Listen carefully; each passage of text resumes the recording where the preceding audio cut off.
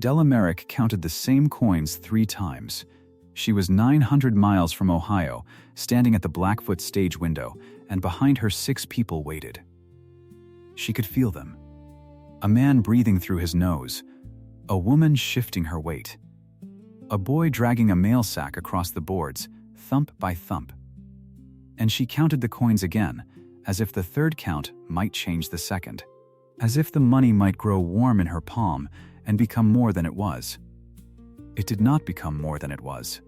She did not cry. She had promised herself that. She lifted her chin and asked the smallest question she could afford. Could I ride as far as the fork? The driver looked at her the way a man looks at a fence post. He had a ledger of a face. No cruelty in it. No kindness either. Just arithmetic. End of the line $7.50, ma'am, he said. Forks $5.10. You're $2.40 shy of the rest. $2.40. Behind her, the 6 travelers went quiet the way people go quiet when they are glad it is not them. The boy stopped dragging the sack. Somewhere a horse stamped and blew, and Della stood there in the full sun with her whole life in a trunk at her feet and a gap she could not close, and 18 miles of Idaho territory that she could not buy. Then a hand reached past 2 men in the line. It laid coins on the sill. Quiet, no flourish. And a low voice, rough as a stone in a boot, said only, "Take her to the end of the line." She turned. He was already stepping back, a tall man, weathered, a hat pulled low. No name given. No look held longer than a look needs. He touched the brim and moved off into the glare before she could gather a single word to stop him. Gone. If you believe love is built with 2 pairs of hands, this story is for you. Before we go on, if stories like this one are why you're here, take a second and subscribe so the next one finds you, and do me a small kindness. Comment the town you're watching from. I want to see how far this story travels tonight. Now, back to the window.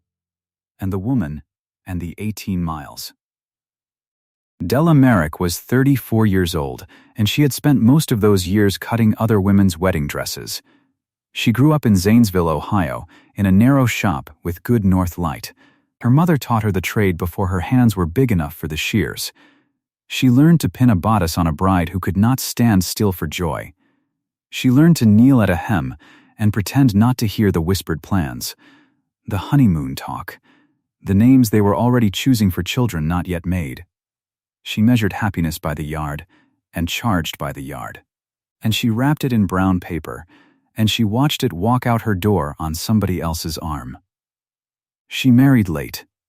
She married a good, tired man named Thomas, who drove a delivery wagon and coughed in the winters. He coughed for 3 years. Then one February he stopped, and she buried him in the frozen ground before they had a single child of their own. She was 31. She sat in the empty shop that spring and did the arithmetic of her own life, and the numbers did not comfort her. So when the paper came, she read the small print at the back. She always read the small print. And there, between a notice for laying hens and a man selling a mule, she found a single line in the matrimonial news. Corliss, Idaho Territory.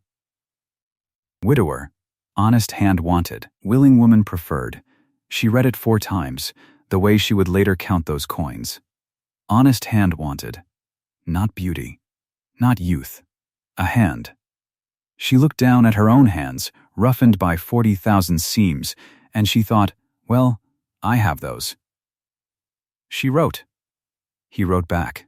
His letters were short and plain and misspelled, and she liked them better for it.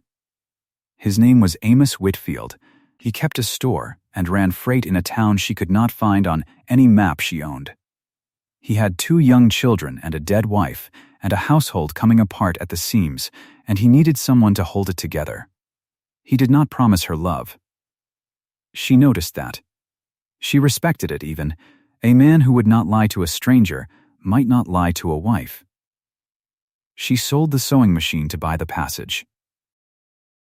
That was the hardest part, Harder than the coffin, some days. The machine was her mother's, cast iron and older than she was, and she had oiled its wheel every Sunday of her married life.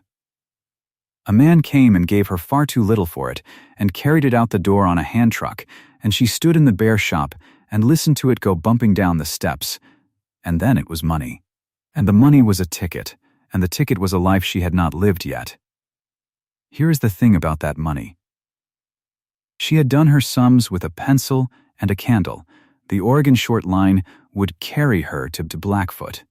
From Blackfoot, the stage north to Corliss, she had budgeted it to the coin. To the very coin. She was not a foolish woman. She was not a poor woman, not in character, not in care. She was only poor in margin. She had no cushion, no spare, no soft place to fall, and she had known that when she boarded, and she had made her peace with it the way you make peace with a cold room. You keep moving. What she had not budgeted was pride, and what pride costs. Because she had rehearsed her arrival. Lying in the swaying berth of the train, she had built it in her mind the way she built a gown. She would step down clean. She would have brushed the dust from her hem in the last mile. She would arrive composed, upright, a woman who had crossed a continent and was not diminished by it. She would be a person to be met, not a problem to be judged. And the 18 miles she could not afford would have ruined all of it. Dry Fork was where her money stopped. Corliss was where her life began. 18 miles between them, and no way to cross it but her own 2 feet and a trunk she could not carry. She had done that arithmetic, too, in the long night on the train, and it had frightened her more than the coffin. She saw herself arriving at Amos Whitfield's door at dusk. Dust to the knees. Hair down, dragging that trunk the last mile in the failing light, sweating, spent, a beggar at the gate. She saw the man in the doorway, looking at the dust on her and doing his own arithmetic. Not a woman he had sent for. A burden that had walked in out of the dark. That was the gap. Not the money. The money was only the shape of it. And a stranger had closed it with a hand and 4 words and walked away, so she could not rest. The stage pulled out of Blackfoot at noon and swayed north through sagebrush and dust, and the other passengers dozed or stared, and Della Merrick sat bolt upright and turned the thing over and over in her mind. Who, why, she had his coins somewhere in the world and none of his name. She had never in her life owed a debt she could not name, and it sat in her chest like a swallowed stone. She tried to give it back. She was almost comic about it, if you had watched. There was a drummer in a checked coat, and she leaned to him at the first change of horses and asked, low, "Was it you, sir, at the window?" He blinked and said, "No, ma'am." Wished it had been, and touched his hat. There was an older man with a Bible on his knee, and she asked him. "Not me," he said, "though bless you for thinking it." She asked a rancher's wife. She asked, God help her, a boy of 14 who could not have owned $2 in his life. Every one of them said no. Every one of them was not him. By the second change, she gave up on the passengers and went to the source. The driver's name was Ned Harlan. He sat up on the box with the reins loose in his fists and a plug of tobacco in his cheek, and he had the look of a man who had seen every kind of fool the road could carry and had stopped being surprised by any of them. Della climbed halfway up beside him at the station while they watered the team. And she said, plainly, because plainness was all she had, "The man who paid the rest of my fare, at Blackfoot. Do you know him?" Ned did not look at her right away. He looked at his horses. "Cade," he said at last. "Cade," she repeated. She had a surname. It was more than she'd had a minute ago. "Cade what?" "Where does he? Rides my line twice a season." Ned shifted the plug to his other cheek. "Paid more strangers short fares than the company's ever refunded, I'll tell you that." Man's got a habit. He spat over the wheel, neat, into the dust. Nobody asks him why anymore. Why does he? Teams watered, Ned said. "Best sit down, ma'am, or you'll be walking after all." And that was all. He clucked to the horses, and she climbed down and took her seat, and she filed the name away without knowing what she held. Cade. Rides twice a season. Pays strangers' fares. Nobody asks him why anymore. She turned it over once and set it down, the way you set down a stone you mean to look at later. In better light. You should hold on to that too. Cade. And the why, nobody asks. We will come back to it. But here is what the 4 words at the window bought her. Because the fare was paid, she did not have to lie awake dreading the fork. Because the fare was paid, the stone in her chest was heavy, but the road was clear. And somewhere in the second half of that long afternoon, rocked by the wheels and the heat, Della Merrick did something she had not done since Zanesville. She slept. 2 hours, deep and dreamless. And when the boy touched her shoulder and said, "Corliss, ma'am," she woke clean. She had time. She smoothed her hem. She pinned her hair in the little mirror from her bag. She brushed the dust from her sleeves and set her hat straight, and when the stage rolled into Corliss at high midday, she was ready. The boy carried her trunk down. She stepped down after it. Rested, early, whole, Corliss was one street, and a church and a scatter of houses climbing the low hill behind. A store with a deep porch, a livery, a way station with a painted sign, and people. That was the thing she felt before she saw it. The town had come out to look. A mail-order bride does not arrive in a place that size without the place knowing. Women stood along the boardwalk with their marketing baskets held still. Men paused in doorways. A pair of girls watched from the church steps with their mouths open. Della had cut dresses for 100 brides who dreaded exactly this moment. She had pinned them and steadied them and told them to breathe. Now it was hers, and she found she could do the thing she'd told them. She breathed. She straightened her spine. And she walked down the middle of that street as if she had every right to be on it. Because she did. A man came off the store porch to meet her. Amos Whitfield was 46 and built like a freight wagon, broad and plain and worn. He had a good, honest face gone anxious around the eyes. He wore his Sunday coat, she could tell, because it did not fit the day. He held his hat in both hands the way a boy holds it, and he came down the steps and stopped a careful, respectful distance from her, and for a moment neither of them knew what a person says. She had imagined this too. She had imagined it as a rescue, herself dusty and desperate, him the man deciding whether to keep his word. And because a stranger had paid $2.40, it was not that. It was 2 upright people standing in a street. 2 strangers who had written letters. A negotiation between equals, in the open, in the sun. "Mrs. Merrick," he said. Mrs. Whitfield, he turned his hat once in his hands. She waited to see what a man says first when a woman has crossed the country for him. She half expected a comment on the journey, or on her looks, or on the weather. Some men lead with the weather. He did not. "I've got a girl of 6 and a boy of 4, Amos said, low, quick, like a confession he'd been carrying up the street. "The boy's been feverish since Tuesday, and my sister-in-law's got her own and can't sit him nights. I don't rightly know how to say what I mean, ma'am, but I'll not begin by pretending. There's a household needs a hand more than it needs a wedding, and I'd think poorly of myself if I let you off that stage believing otherwise." The women on the boardwalk leaned. She could feel them leaning. And Della Merrick, who had braced for flattery and steeled herself for judgment, found she had prepared for the wrong thing entirely. Because the first honest sentence out of the man was about his children. Not about her, not about the bargain, about a small boy with a fever and a father who would not lie to begin it. She looked at him a moment. Then she said, "Where is the boy?"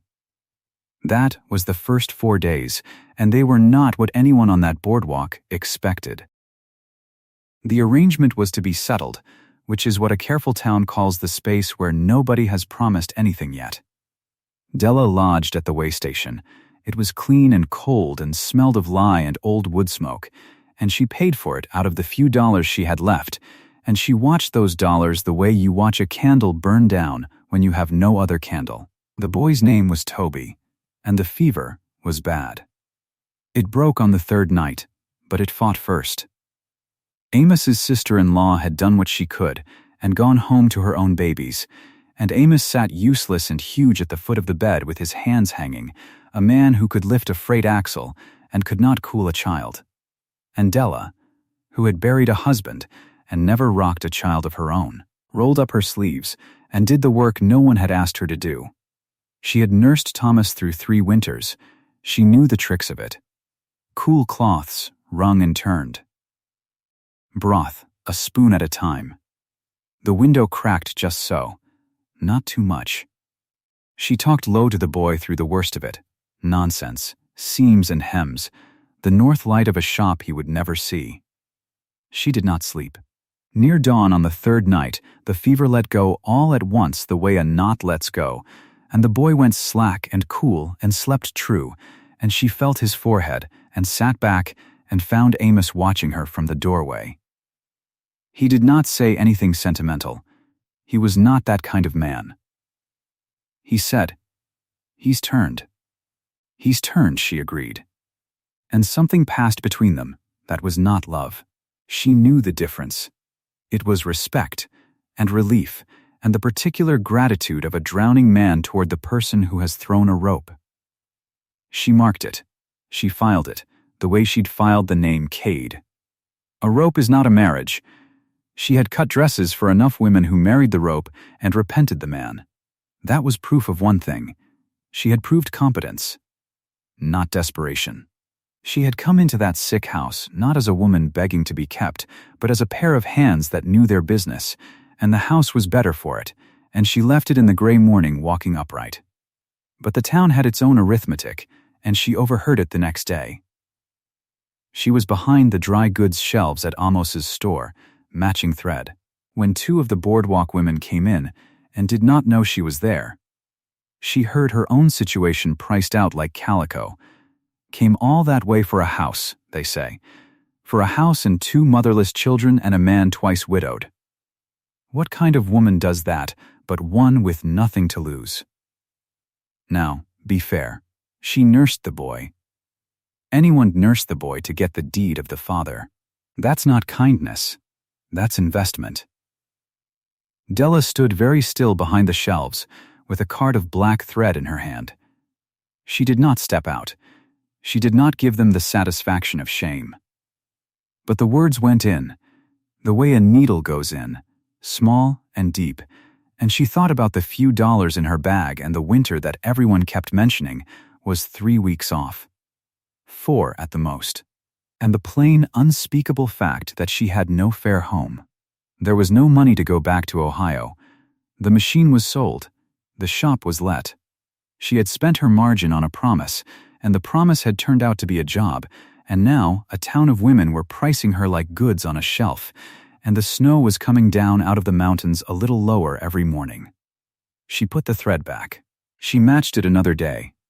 That was the pressure, and it did not have a face. No villain in it, just distance and money and season and the quiet cruelty of women who have made up their minds. It pressed on her all the same. She answered it the only way she knew. With work. On the 4th afternoon she asked Amos, plainly, if she could see his ledger. He was ashamed of it. She could see that. The way a man is ashamed of a wound, he can't dress himself. 6 months of freight credit tangled into knots. Who owed him for what haul?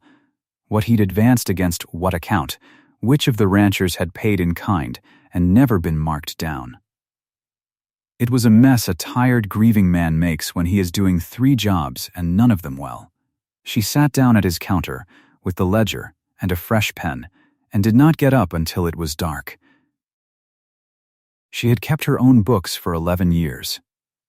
She had chased pennies through columns until they confessed, and by lamplight she untangled Amos Whitfield's 6 months, hauler by hauler, credit by credit, until the columns stood in clean rows and the man could see, for the first time since his wife died, exactly what he was owed. and exactly what he owed. She turned the ledger around so it faced him and set the pen down beside it. He looked at it a long time.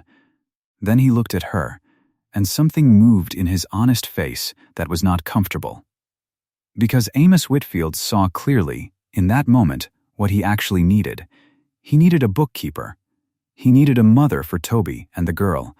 He needed hands he could trust in a house coming apart. And he was an honest enough man to feel the floor tilt under him when he understood that not one of those things was the same as a wife. He had written to the Matrimonial News for help and called it a marriage because that was the only door help came through. And now the help was sitting at his counter with ink on her fingers, and she was better than he had any right to expect. And he did not want her the way a man ought to want the woman he marries, and he was too honest not to know it. He didn't say any of that. Not yet. He said, "You've a fine hand for figures, Mrs. Merrick," and it came out heavier than a compliment ought to. "My mother taught me," she said, along with the shears. But she saw it in him. She had cut too many wedding dresses not to know the face of a man marrying for the wrong reason. And she thought, with a cold, clear practicality that surprised even her, that she would not be married for her ledger hand and her broth. She had come 900 miles to be chosen. Not employed. She would rather freeze in a rented room than be a good arrangement, which left one thing undone, and it would not leave her alone. The debt. $2.40, still owed, still nameless. No, not nameless anymore. Cade. She had a surname now, and the surname would not let her rest any better than the mystery had. Because you cannot begin a new life owing a stranger a gap. She had told herself that on the train, and she believed it more with every day. The whole of her pride, the thing the boardwalk women could not price because they could not see it, was this: Della Merrick would owe no man the 18 miles of her own arrival. She would owe her keep, she would owe her labor, she would owe God her prayers. She would not owe a stranger the right to have carried her. So she went back to Ned Harlan. He was greasing an axle at the livery, and he did not look up, but he heard her boots and he said, "Come to ask me why again, have you?" "I've come to ask you where," she said. Ned wiped his hands on a rag that made them no cleaner. He gave her a long look then, up and down, and something in it shifted from dry to almost careful, as if he were deciding whether she could hold a thing without dropping it. "Cade's the rancher out past the fork of the crick," he said. 8 miles or so, on the proving up claim. Homesteader runs a few head, breaks his back on that dry ground trying to make 5 years count so the government'll sign it over to him. He hung the rag on a nail. Keeps to himself. Never sent off for a wife, though God and everybody knows that place needs one. Hires no help he can pay himself to skip. Just him and the wind out there. He picked the axle grease from under a thumbnail. "Why you want to know is your business, ma'am. But I'll say this once. Whatever you're carrying out to Silas Cade, he won't take it. Man doesn't take. Only gives. It's the one thing about him nobody's ever changed. Silas Cade. Now she had the whole of the name. 8 miles out. Alone. Never sent for a wife, though the place cried out for one. Pays strangers' fares and takes nothing back. Nobody asks him why anymore. She stood in the livery smell of hay and iron and turned it all over, and none of it added up, and that was exactly the trouble. A man who would not send for the wife his life plainly needed, but would lay $2.40 on a windowsill for a woman he'd never see again and walk away before she could speak. It did not fit. And Della Merrick had spent her whole life making things fit, seams, columns, cloth to a body. She could not leave a thing that did not fit. "Would you rent me the mule?" she asked.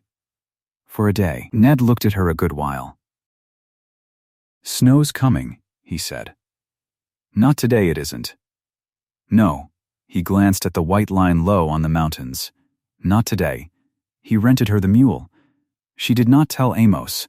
There was nothing to tell that was any of his business, and after the ledger and the look on his face, less than there had been. She rose before light on the 5th morning. She put the $2 and the 40 cents into the pocket of her traveling dress, wrapped in a scrap of cloth so they would not chime and shame her on the road. She saddled the mule with the liveryman's help, and she pointed it out past the fork of the creek, west, toward the dry ground and the wind and the man who would not take. The country opened up gray and enormous around her, sage to the horizon, the mountains white, shouldered and near.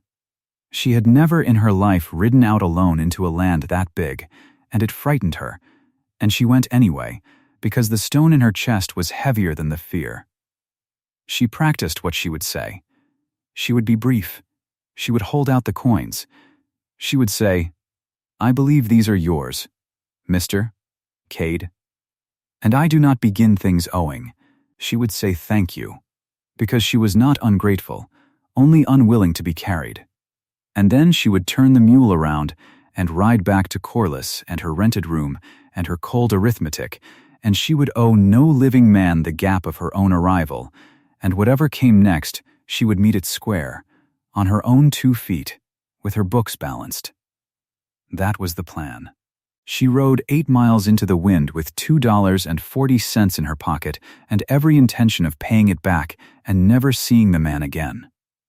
She had no idea, none, what was waiting for her at the end of that road. She did not know the name Cade was a door, and behind it 18 years of a silence he had never told a living soul. She only knew the debt, and the cold, and the low white line on the mountains that Ned had warned her about, already, even then, beginning to slide down toward the valley floor. The mule's ears went back. Far off, over the dry claim she was riding toward, the sky had gone the color of a bruise. The homestead sat low against the rise, a cabin and a lean-to and a pole corral, and a man in the corral bent over a downed heifer. He did not look up when she came. She saw the coat first, torn at the shoulder, the seam gone, a flap of wool hanging loose in the wind. She saw the hands next, gentle on the animal's leg, and she knew them. They were the hands that had laid the coins on the sill. She got down off the mule. Her legs were stiff. She walked to the corral rail, and she said the thing she had practiced. "Mr. Cade, I believe these are yours." She held out the cloth with the coins in it. He looked at her then. He had a plain face, weathered, the kind that gives nothing away for free. He looked at the coins, and he looked at her, and he went back to the heifer's leg. "I don't take back what I give," he said. That was all. He said it the way a man states the weather. Della stood there with her hand out, and the wind pulling at her bonnet. She had rehearsed a woman who paid her debt and rode away clean. She had not rehearsed a man who simply would not let her. "I don't begin things owing," she said. "I came 8 miles to say it."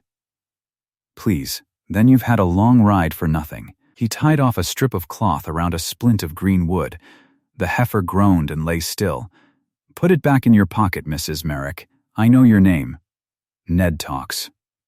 The first drops came then, fat and cold, striking the dust in dark coins of their own. Then the sky opened, and it came down in earnest, and the wind turned mean, and the mountains were gone behind a gray wall of water. Cade looked at the sky the way a man looks at an old argument. "You'll not cross the ford now," he said. "It'll be running high by the time you reach it. Come inside." She did not want to go inside. Going inside was one more thing she would owe. But the rain was ice already, and the light was going, and she was no fool. She led the mule under the lean-to. She followed him into the cabin. It was one room, a stove, a bed, a table, a shelf of tools and tins. Clean in the way a careful man keeps a place, everything set square. He built up the fire without a word. She stood dripping by the door. "Sit," he said. "You'll catch your death standing wet." She sat. He hung her wet shawl on a peg. On the same peg hung the torn coat, and her eye went to it and stayed. 40,000 seams she had sewn in her life. Her fingers knew a torn seam the way a farmer's knows a broken fence. "That coat wants mending," she said. He glanced at it. "It's held this long. It's holding by 3 threads. One good wind, and you'll lose the shoulder." He said nothing. She stood, and she took the coat off the peg, and she found the tear with her thumb. Then she looked at him, asking, because it was his coat and not her place. He gave a short nod. He went back out into the rain to see to the heifer. She was glad of the work. Work was a thing she understood. She found his needle and a hank of thread in a tin on the shelf, and she sat close to the fire, and she sewed.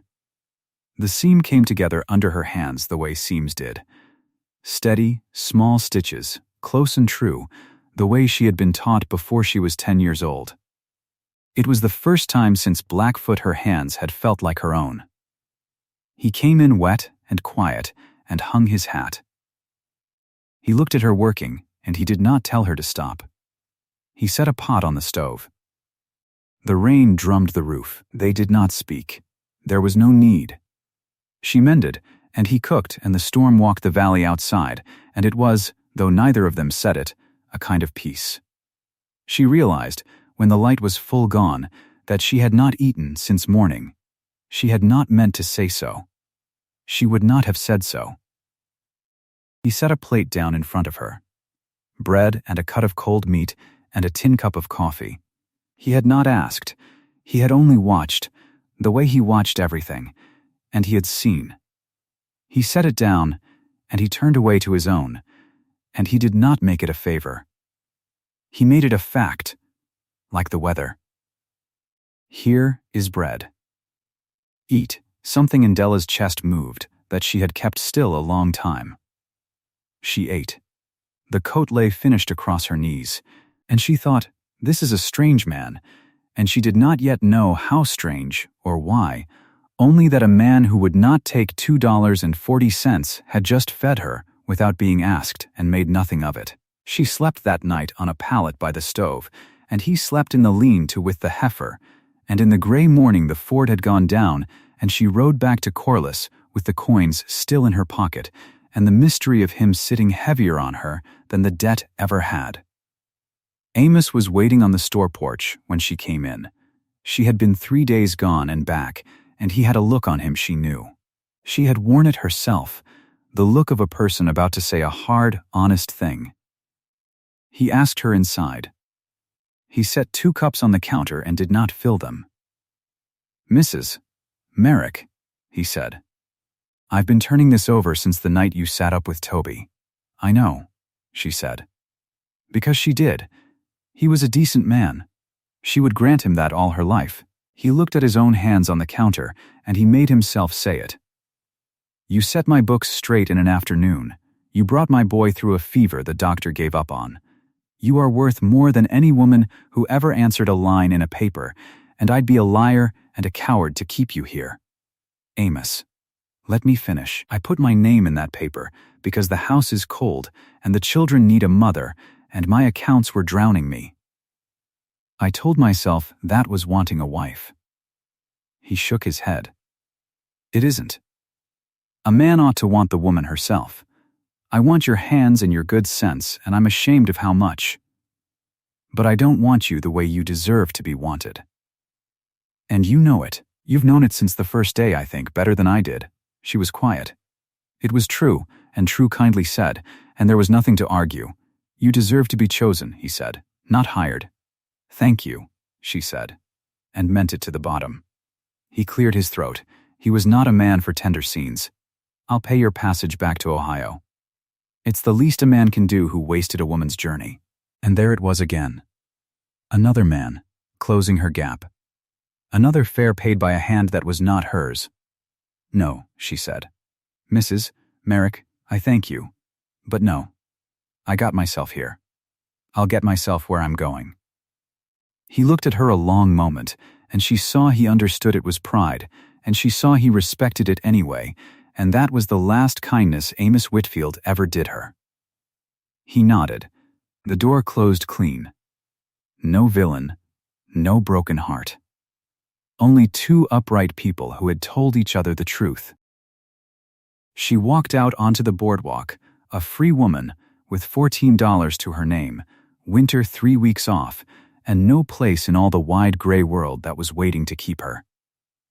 The coat was still folded in her room. Mended, his. She could have sent it out with Ned. She almost did. But a mended coat wanted returning by the hand that mended it, and besides, there was the question. The one she had carried up 8 miles of sage and back, and never asked. Why a stranger 3 back in a line would pay a woman's fare to the end of the line and step away before she could turn. She was done owing money. But she found she could not go south owing herself an answer. She borrowed the mule again. She rode out one more time. He was on the roof of the lean-to, setting sod against the coming cold, and he came down when he saw her. She held out the coat. He took it this time, because it was his and mended, and he ran his thumb along the seam, and something crossed his face that she could not read. "Good work," he said. "Mr. Cade." She had not gotten off the mule. She meant this to be quick. "I'll ask you a thing, and then I'll go. I've asked myself the whole ride, and I've no answer that fits." He waited. "Why did you pay my fare?"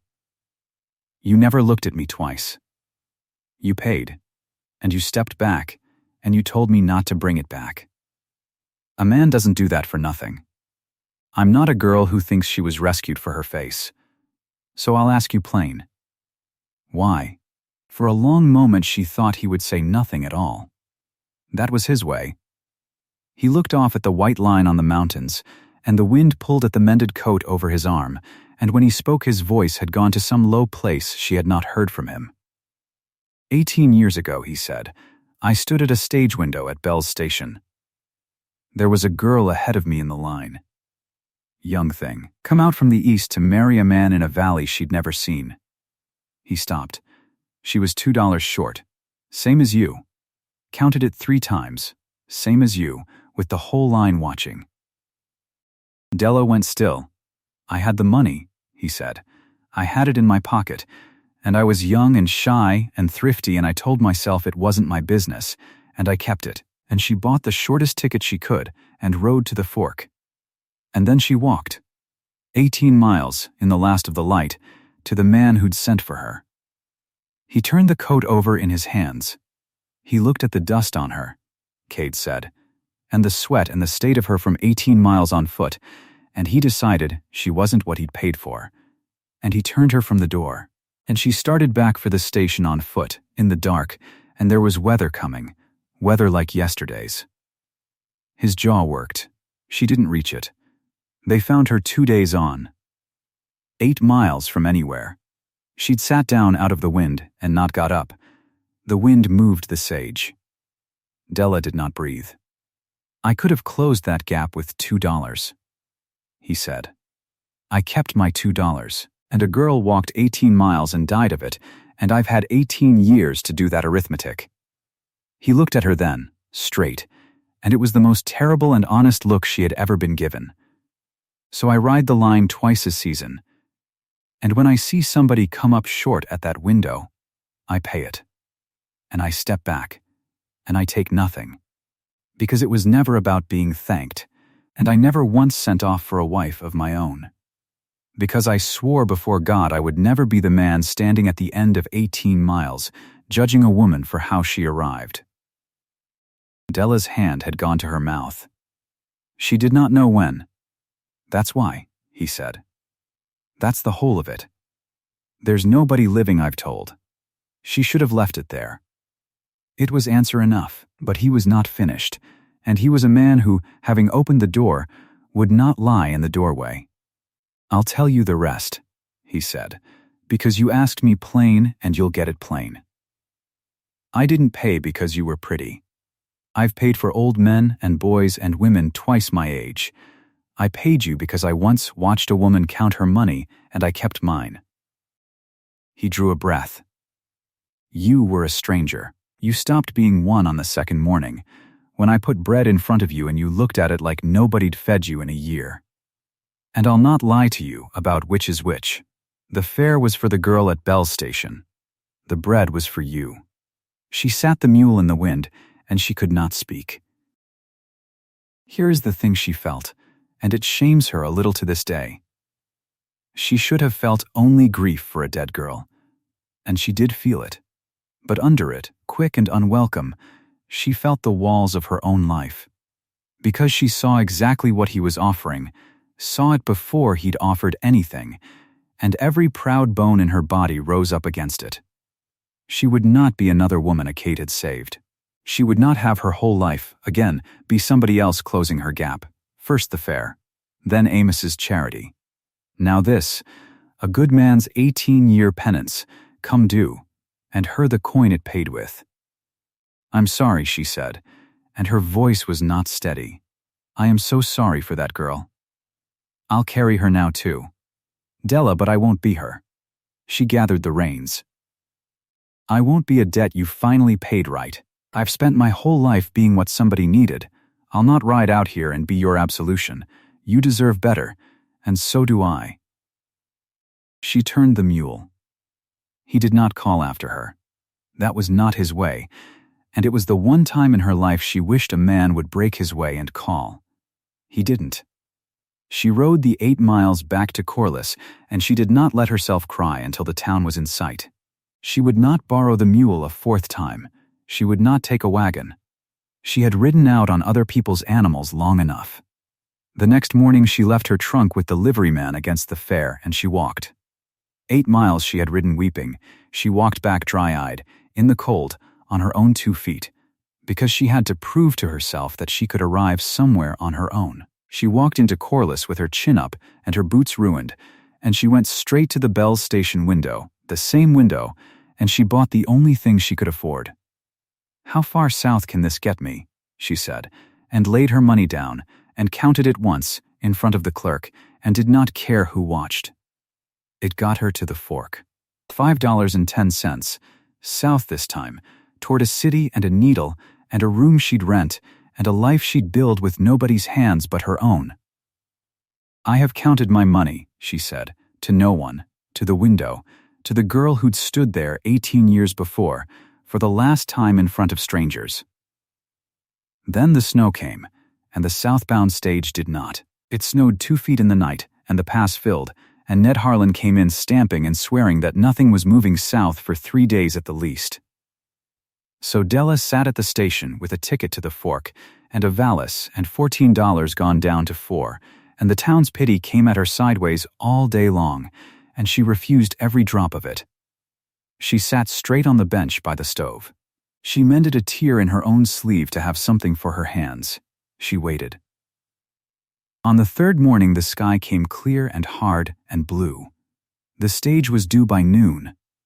Della sat by the window with her ticket folded in her Bible, where it had ridden all this while, and she watched the road south for the dust of the coach that would carry her off to start over alone. She heard the horse from the north. She knew the gait before she saw the rider. She had watched those hands.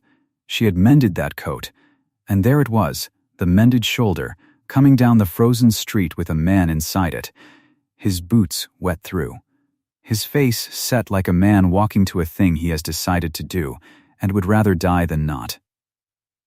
The whole boardwalk saw him come, the storewomen who had priced her like a bolt of cloth. Ned on the box of the waiting relay. Amos, come down to see her off, standing with his hat in his hand. The town that had watched the mail-order bride step down whole and rested at midday now stood still to watch what the rancher who never came to town had come to town to do. He got down at the Bell's station window. He did not look at the crowd. He looked at her through the glass, and then he came inside, and the cold came in with him. Della stood up. "Don't pay it," she said, fast, before he could reach the sill. "Whatever you've come to do, don't you dare lay money down for me." "I'll not. I'm not paying your fare," he said. He reached inside the mended coat. He took out a folded paper, worn soft, and he laid it on the sill where 100 fares had been laid. But it was no fare. She saw the seal on it and the surveyor's lines and a name written in a clerk's careful hand. Silas Cade. His claim. His proving up ground. 11 years of a man's labor and the only place on this earth that was his. "That's my deed," he said. His voice was low, but it did not shake, and the whole room could hear it, and he meant them to. 11 years I've held that ground with my own 2 hands and asked nobody. I'm asking now. He put one finger on the paper and pushed it across the sill toward her. Not to close your gap. You've told me plain you won't have that, and you're right, and I'll never try it again. I'm not offering to carry you. He drew a breath that the whole town heard. I'm asking you to hold half of it. 2 names on one place. Your hands and mine. I can't do it alone, and I've spent 18 years telling myself I had to. Come out on that ground as its owner, not as anybody's rescue. That's the only way I know how to ask. The proudest man in the county. Saying it at the loudest window in the territory, where every soul who had watched her come up short could hear the whole of it. She looked at the deed. She looked at his wet boots and his mended coat and the 18 years standing plain in his face. She had a single word she had earned the right to say, and she did not spend it where he expected. She took a long breath. "Stay," she said. He blinked. "Stay? You heard me." And there, in front of the whole town, her voice steadied, and something like the ghost of a smile came onto her tired face. "You've ridden the line twice a season for 18 years, closing other people's gaps, and never once staying long enough to be closed yourself. So no, I'll not come out to your ground to be given half. I'll come because you asked me, and I chose it. But you'll not ride off after. You'll stay. That's my word back." Stay. She had turned it clean around. She had made him the one asked. And Silas Cade, who had not wept at a stage window in 18 years, stood in front of God and Ned Harlan and the storewomen of Corliss, and had to look hard at the floor for a moment before he could answer. "I'll stay," he said. Ned Harlan spat into the snow off the edge of the boardwalk. He'd pocketed the unpaid $2.40 of some other fare that morning, and he looked at the 2 of them through the window and shook his head slow. 18 years I've watched that man lay money down and step back, he said, to nobody, to everybody. First time in my life I've seen Cade take something owed him and keep it. He climbed up on his box. About time. The storewomen came next, the way women do when they know they've been wrong and have no words for it, so they bring things instead. One of them, the very one who'd priced her, came in with a shawl off her own shoulders and set it around Della's without a word. Another sent her boy running for a covered dish. A third, red to the ears, said there'd be a place kept at the church table Sunday, for the both of them, if they'd come. Della took the shawl. She took the dish. She took the place at the table. She had ridden into this town judged, and she would walk out of it welcomed, and she let them make it right, because grace given is worth as much as pride kept, and it had taken her 34 years and 8 miles on foot to learn it. Amos came last. He turned his hat in his hands, and he looked at Silas and back at her, and he gave the only blessing that was ever worth having. I put your name in a paper because I needed hands, he said. I see now you were never meant for my ledger. He put out his hand to Silas, one honest man to another. Take care of her. Though I don't guess she needs much taking care of. No, said Silas. She doesn't. That's rather the point.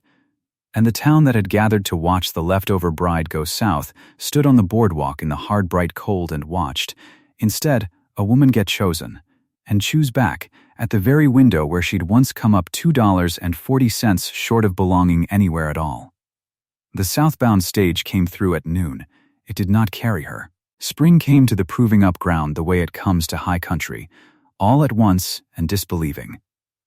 The snow went off the south slopes. The creek at the fork ran loud and brown, and then clear. Green came up through the gray sage in a hesitant fur.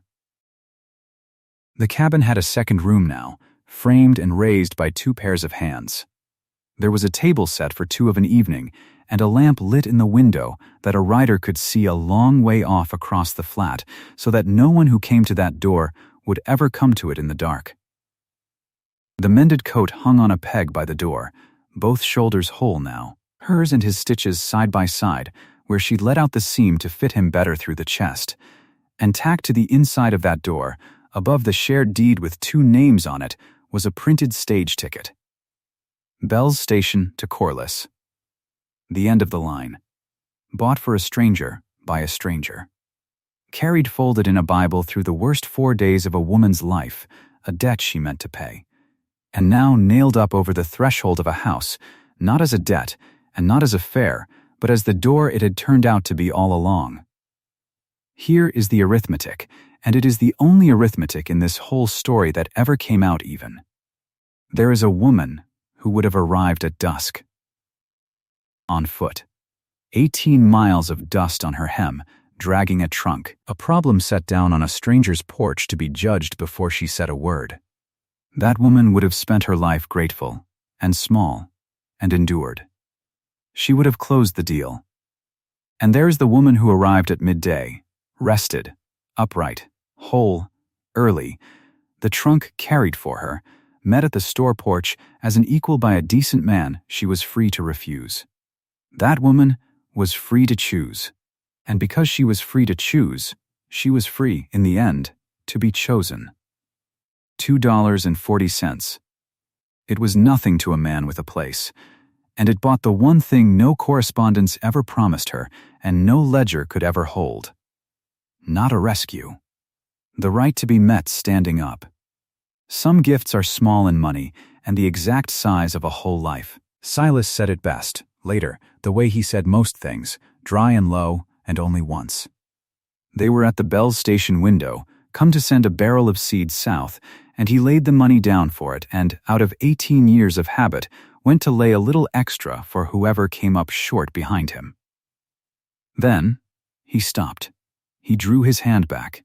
He looked at the window a long moment, at the ghost he'd carried there since he was a young and thrifty and silent man. I paid it back to the wrong strangers for 18 years, he said. This one I finally got right. Then he took Della's hand, which was rough now with the same honest work as his, and they walked out into the spring together, two names on one place, and neither of them owed the other a single thing but the staying. If you've come this far with them, you know the road they took. So tell me, comment the town you're watching from, and tell me the longest road you ever traveled on just enough money to get most of the way. I want to see how far this story travels.